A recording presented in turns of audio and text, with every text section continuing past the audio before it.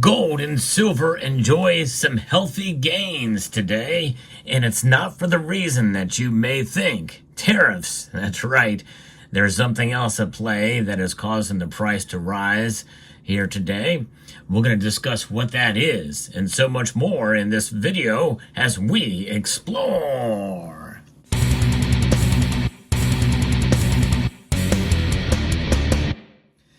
Gold and silver indeed did enjoy some healthy movements to the upside today.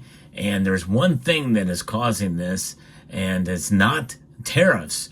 I think in a sense, the idea of tariffs and the talk about it with relation to precious metals and other things, including inflation, are a little bit premature. And of course, you know how the psychology of the markets react, and gold and silver benefit from that.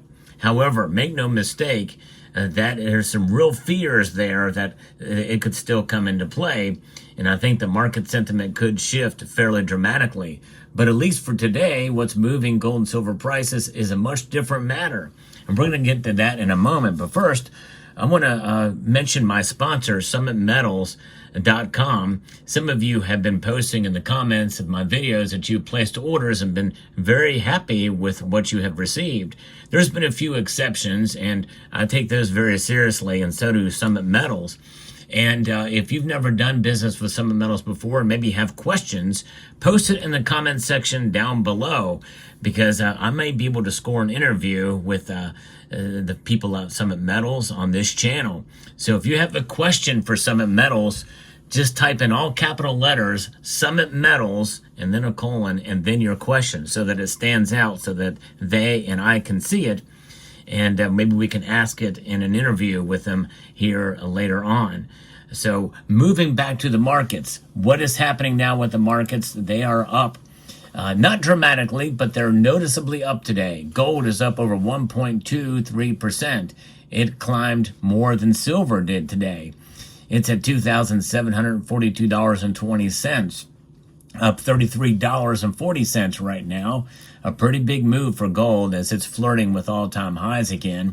Silver is up 27 cents. That's almost a 0.9% increase, up to $30.82. So we're getting within spitting distance of $31 an ounce. Platinum is the only metal that's down today, and it's down by only $1. Palladium is up $10. The gold to silver ratio, by the way, is still very, very high. It's very close to 90. It's at 89.16 right now between the two metals. And many people are frustrated by that, and certainly that's understandable. But what is causing this tailwind for these prices? It is falling treasury yields. And this actually could be good for the economy, by the way. We've talked about how rising bond yields may be trouble for the economy. This very well could move in the other direction. Falling treasury yields are helping to propel gold towards the 2750 level, while silver prices approach $31 per ounce. And we're seeing movement with the platinum group metals as well. This is according to Vladimir Zernov, market analyst at FX Empire. And this is from the falling treasury yields. Zernov noted that gold is testing multi-week highs in a strong demand environment, with declining treasury yields providing additional support.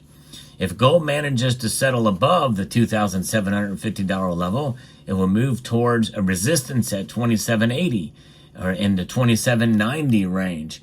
And remember, still below that is the $2,742.60 right now. Now, Zernov noted that silver prices are attempting to piggyback on the yellow metal strong performance, but so far they're not doing a very good job of it because it's not performing as well as gold is today. The gold to silver ratio has climbed again above 89, which was disappointing development for those who are bullish on silver. If we do see silver climb above $31, it will move towards the nearest resistance at between the range of $31.45 and $31.75.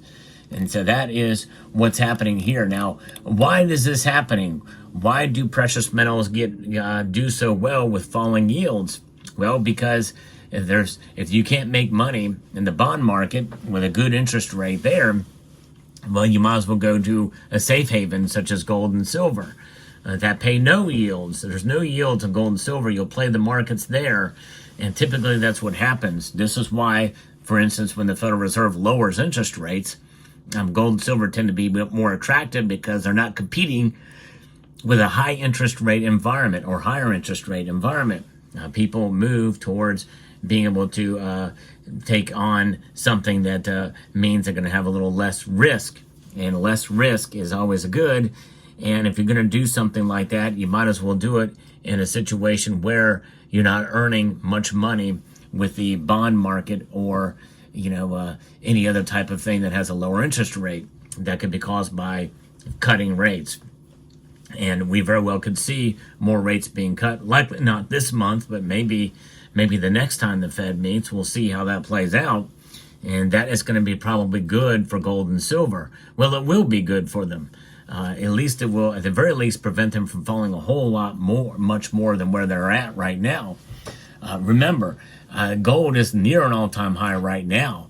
And that's pretty amazing. Silver is still above $30, well above $30 an ounce. Many people thought that when Trump took the presidency, that it would pull back fairly dramatically. Now, we're still very early on in his presidency. In fact, we're on the second day, and so far there's not been any real massive announcements of big tariffs being laid out. But remember, this whole idea of the tariffs and the fear of them is just that. It is fear. It is fear of what could happen. So if it happens, the expectations are already cemented in, banked in, if you will, and that means that the metals may not move as much more than where they're at. It's only when it's a surprise in the opposite direction that we could see it move in the opposite direction, and precious metals may actually go down dramatically. We'll see how that plays out. So that's what we're looking at here with the precious metals complex with gold and silver. Now, where do we go from here? Like I said, it's very difficult to say, but enjoying kind of the movement upwards today means that there may be some resiliency, at least in the markets for now. Now, it could be very boring from here on out until maybe the middle of the year or another rate cut or some other economic situation or geopolitical situation that could come to light. But if it stays in the neighborhood where it is now with both gold and silver, that's actually a very good thing, because we're solidifying essentially a new baseline, a new support for both metals.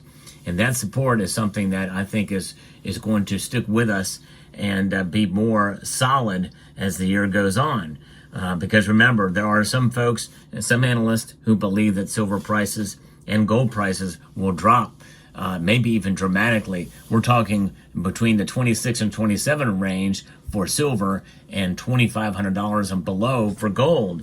And with each passing day that we see these prices stay where they're at and not move, that means that we have more confidence that they're going to likely stay in this range, which, and again, is incredibly boring, but it's incredibly satisfying too, especially if you are one of those who feel strongly that we should have ourselves a market that is stable with gold and silver, and because it has been so volatile for a while in the markets there. Now, I was able to make a purchase today at a local coin shop, and I wanted you to tell me if this is a good deal or not. Well, first of all, I got this at $2 above spot. It is a kangaroo. The reason why I got this is it's especially nice, very well struck, evenly struck, and look, no milk spots. No milk spots on this thing. So I was like, you know what, it's been minted since 2022, which is the last year of the Queen Elizabeth's reign. So it is sort of a special year. Be able to have this, and it's completely struck on center. Very nicely done for a low-cost sovereign bullion coin. It's got a little slight ding right there, but it's no big deal. So very nice to have that for $2 above spot. And you let me know if that's a good deal or not. It seems like it's a fair deal, but let me know what your thoughts are. And then I got this, another Silver Eagle, the very first for 2025. Local coin shop had this in, and purchased this. They were very kind to let me kind of cherry pick through the different selections, and I found one that had very nice fields, no scuff marks or anything like that on it, except for maybe slightly there on her breast, the high point of the breast there. But otherwise, it looks good, except for every single one of the eagles that I looked through were struck off center. And that's been a problem with the U.S. Mint for quite a while. The silver eagles especially have very narrow rims on these coins, so it makes it very difficult, and you do see either a little bit of thinning or off-center strike or both, and that is the case here. And here's a reverse, much the same situation on this side as well. And by the way, the missing read, I'm not going to take it out of the capsule, the missing read is about right here, right below the eye. So they shift it every year. They may even shift it multiple times a year. I'm not quite sure about that, but this is a 2025 Silver Eagle. So there it is. And let me know. I think the U.S. Mint has done a good job on this one. I don't see any milk spots, but sometimes it takes a while for them to show up on the Eagles, and there has been a lot more milk spotting on Silver Eagles I've noticed since 2021. So I'm hoping this does not develop milk spots. We'll see how it plays out. Let me know what your thoughts are down in the comment section below.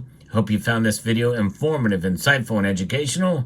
Would like to extend a multitude of gratitude to each and every one of you for taking the time to watch, and to encourage you to please rate, share, comment, and subscribe.